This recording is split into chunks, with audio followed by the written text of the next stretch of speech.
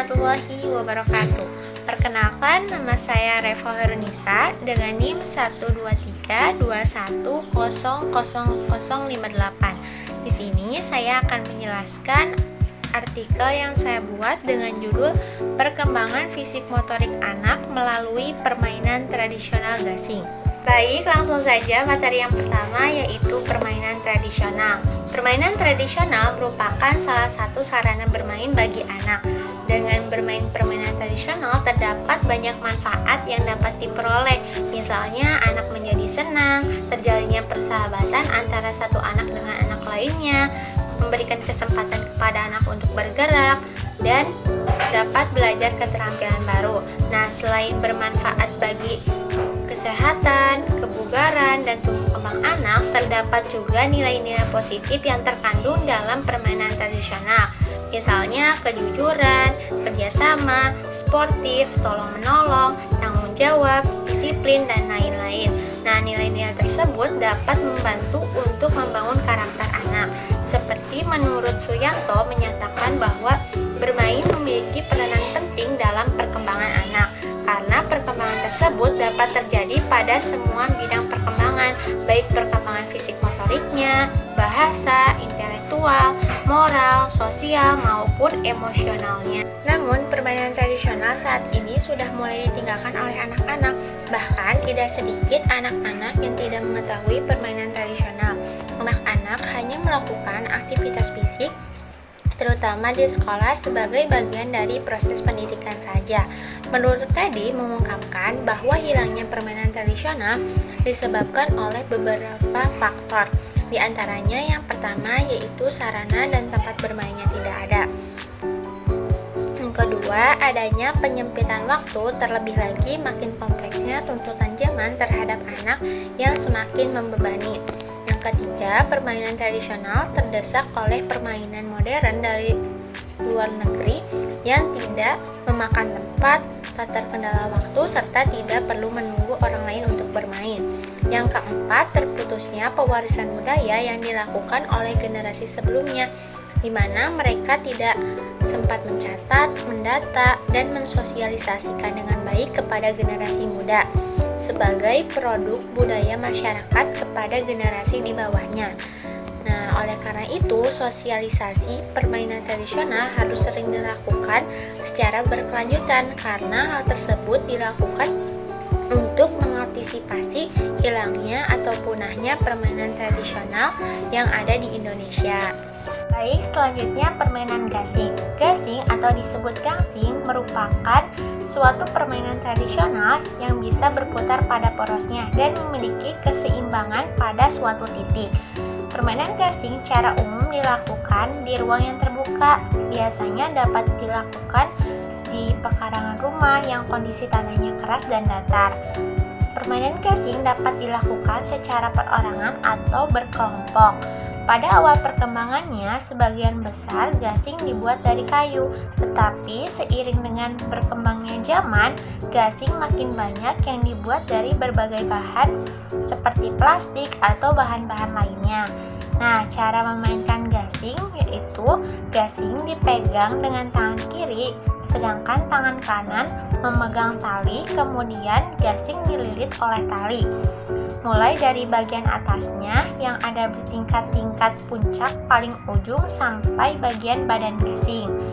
Gasing dililit dengan kuat sambil diputar. Kemudian gasing dilempar ke tanah hingga berputar dan terjadi interaksi antara kaki gasing dengan permukaan tanah sampai putarannya melambat dan berhenti. Maka jika gasingnya putarannya tidak berhenti, maka dialah pemenangnya. Baik, selanjutnya perkembangan fisik motorik anak usia dini. Perkembangan fisik motorik memiliki peranan penting dengan aspek perkembangan yang lainnya. Perkembangan motorik dapat dijadikan sebagai ukuran pertama untuk mengetahui tumbuh kembang anak. Hal ini dikarenakan perkembangan fisik dapat diamati dengan mudah melalui panca indera seperti perubahan ukuran pada tubuh anak. Nah, adapun kemampuan fisik motorik anak usia dini menurut Waharsono dalam Edi Waspada mengemukakan bahwa sejalan dengan meningkatnya ukuran tubuh dan meningkatnya kemampuan kemampuan fisik, maka meningkat juga kemampuan geraknya. Perkembangan kemampuan fisik motorik pada anak usia dini menurut Mursid diantaranya yaitu yang pertama, terjadinya perkembangan otot-otot besar dan cukup cepat pada anak usia 2 tahun.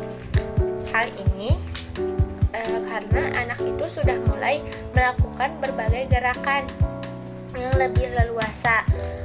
Nah, jadi anak itu sudah mulai melakukan bermacam-macam keterampilan gerak dasar gitu. Nah, seperti meloncat, berlari, melempar, menangkap, dan memukul. Nah, yang kedua yaitu dengan berkembangnya otot-otot besar terjadi juga pada perkembangan kekuatan yang cukup cepat baik pada anak laki-laki maupun perempuan.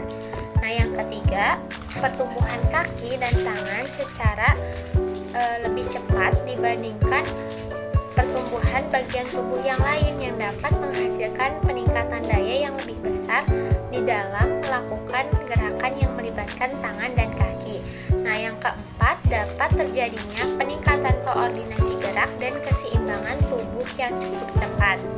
Yang kelima, meningkatnya kemungkinan dan kesempatan dalam melakukan berbagai macam aktivitas gerak fisik dapat merangsang perkembangan pengenalan konsep-konsep dasar objek, ruang, gaya, waktu, dan sebab akibat. Nah, secara keseluruhan ini, perkembangan kemampuan fisik motorik anak ini merupakan kemampuan yang sangat penting bagi perkembangan pribadi anak. Selanjutnya, prinsip-prinsip perkembangan fisik motorik anak. Prinsip utama perkembangan fisik dan motorik anak usia dini adalah koordinasi gerakan motorik, baik itu motorik kasar maupun motorik halus. Terdapat beberapa prinsip utama perkembangan motorik menurut Malina dan Bochart. Di antaranya yaitu yang pertama ada kematangan syaraf. Maksudnya, kemampuan anak melakukan gerakan motorik sangat dipengaruhi oleh kematangan syaraf yang mengatur gerakan tersebut. Pada saat anak lahir, saraf-saraf ini belum berkembang sempurna dan belum dapat berfungsi secara optimal dalam mengendalikan gerakan.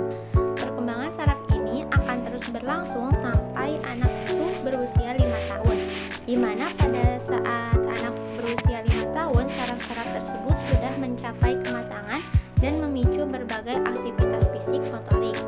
Otot-otot besar yang mengendalikan gerakan kasar seperti berjalan, berlari, melompat, dan berlutut akan terus berkembang lebih cepat jika dibandingkan dengan otot-otot halus yang mengontrol gerakan halus seperti menyusun puzzle, memegang pensil, dan membentuk platifil. Lalu selanjutnya, yang kedua ada urutan.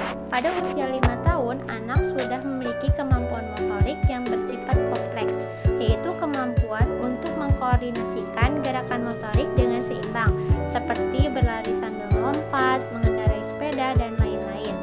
Lalu yang ketiga ada motivasi. Motivasi merupakan faktor penting yang mendorong perkembangan motorik anak.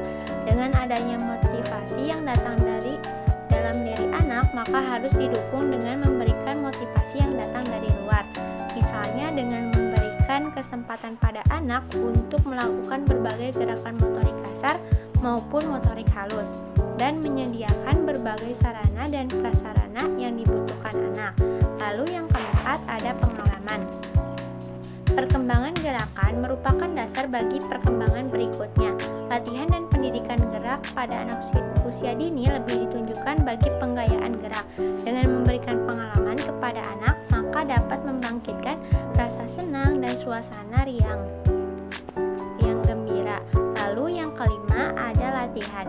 Beberapa kebutuhan anak usia dini yang berkaitan dengan pengembangan motoriknya perlu dipraktikkan kepada anak dengan adanya bimbingan orang tua dan guru. Maka dari itu, kebutuhan anak-anak tersebut menurut Bochart dan Reade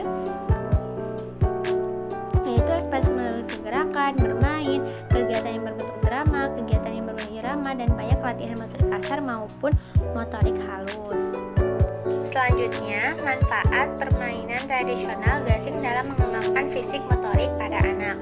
Manfaat permainan tradisional gasing dalam mengembangkan fisik motorik pada anak usia dini yaitu untuk melatih gerakan motorik halus dan kasarnya, melatih kesabaran, mengenalkan keseimbangan pada anak, agar anak itu mampu dalam melempar, anak mampu dalam mengembangkan kemampuan meloncat dan berlari. Terus permainan ini juga dapat melatih ketepatan. Terus anak juga mampu dalam mengkoordinasikan kemampuan tangan dan mata. Nah, apabila seorang anak sudah mampu dalam menggerakkan tangan dan mata untuk mewujudkan imajinasinya ke dalam bentuk gambar dan adanya dorongan dari orang tua dan pendidik untuk menyediakan gasing dan tempat bermain yang benar serta mengajarkan cara bermain gasing yang benar. Nah, maka dari itu akan membantu anak untuk mencapai perkembangan fisik motorik secara optimal dan dapat meningkatkan kemampuan gerakan dasarnya.